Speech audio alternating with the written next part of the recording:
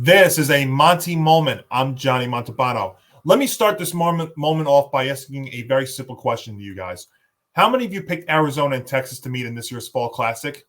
Yeah, no, neither did I. And if I ran a model 10,000 times, I don't think it would ever land on these two meeting unless it was an MLB The Show. But you know what? Neither did Vegas, because when wagering opened last fall, a Rangers Diamondbacks matchup in the Fall Classic had 1,750 to 1 odds of happening. And what's more, the Rangers and D-backs combined for a 537 winning percentage in the regular season.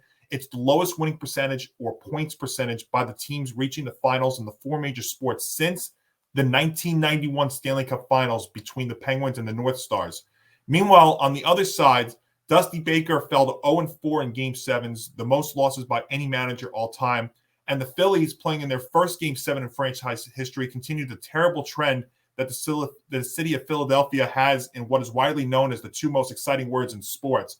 Philadelphia now has dropped 7 consecutive Game 7s, 4 by the 76ers, 2 by the Flyers, and obviously 1 by the Phillies. And that's the longest Game 7 losing streak by a metro area in MLB, NHL, and NBA history. But you know what, though? That's what makes sports fun. I know we've mentioned this on an earlier Monty moment about the postseason format of baseball maybe leading that. I mean, when you play 6 months in the regular season and what is a very, very streaky sport in baseball, sometimes this stuff's going to happen. But hey, you know what? This is why we play sports, and we have to give the Rangers and the Diamondbacks a lot of credit, especially Arizona. I mean, when Philly jumped out to a 2-0 lead, it looked like they were going to be in the driver's seat. Even then, Arizona coming back, and then the Phillies taking a 3-2 lead.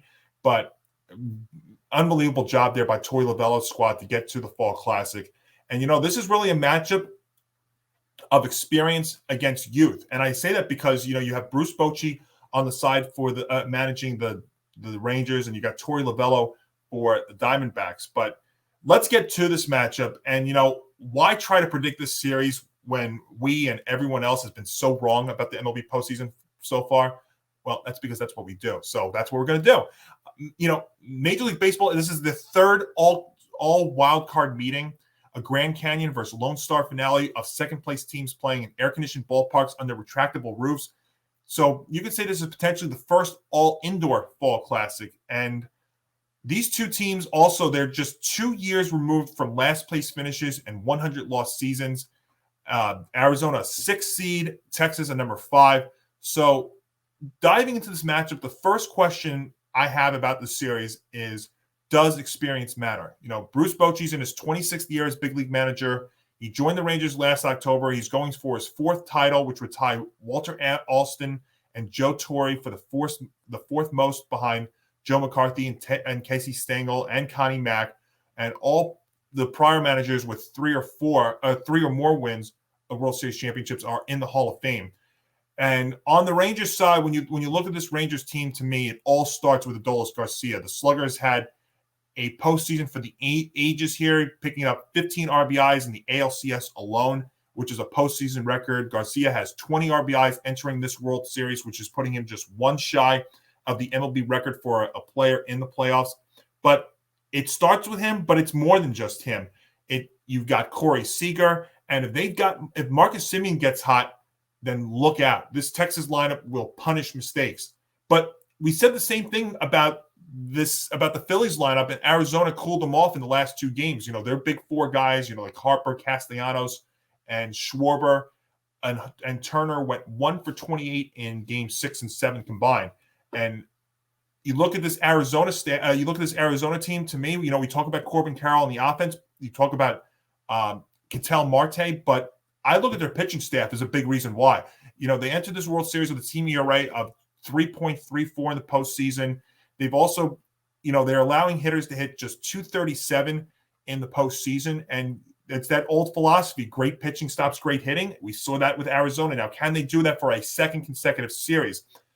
I'm one of the last people that you should ask about in terms of a prediction for this World Series. But what we need, and frankly, what Major League Baseball needs, is a classic. And I think we're going to get one here. I kind of leaning towards the longer side, like a 6 or 7 game series here.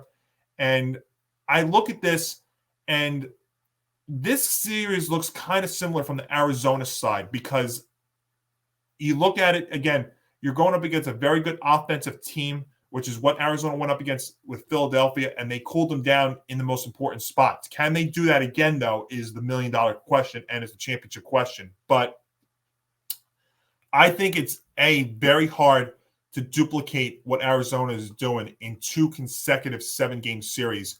And B, I think when it comes to a championship, experience does matter. So that is why I'm going to take the Texas Rangers in 6 to be the last team standing and ultimately raising the World Series trophy, which would be on November the 3rd. But would it surprise me if Arizona is the one that's coming out victorious and wins the World Championship for the first time in 22 years? No, because we've been surprised to the nth degree in this Major League Baseball postseason. It started, like we mentioned before, with 3 100-win teams not even making the league championship series.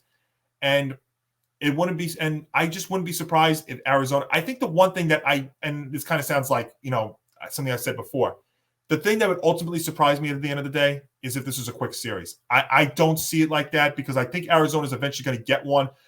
I see the Rangers possibly jumping out to a big early lead in games 1, maybe taking the first 2, Arizona eventually getting one, but we'll see. Because again, it's not like one of these games are going to be outdoors. It's going to be cool weather. They're both indoors. They're both going to be in indoor stadiums, and I find that also very, very, very, very interesting because we don't usually see that. We usually see cold weather.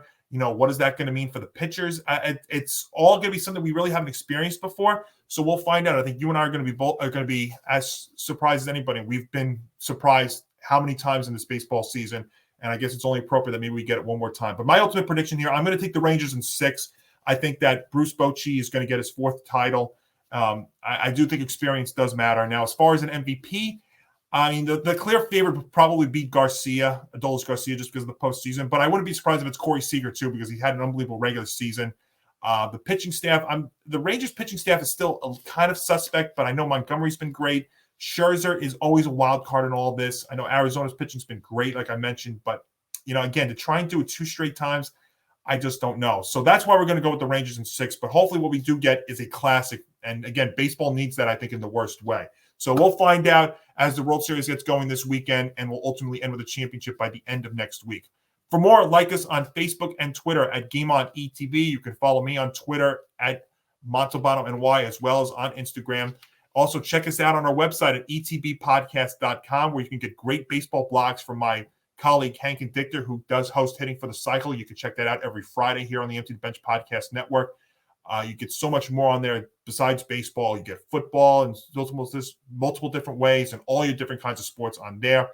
And, of course, if you cannot watch us on the go, make sure you check us out wherever you get your favorite podcasts. We are there for you, so you can check us out on wherever you get your favorite podcast platform as well. Enjoy the World Series, everybody. We'll put a wrap on it when it's all said and done. I'm Johnny Montalbano.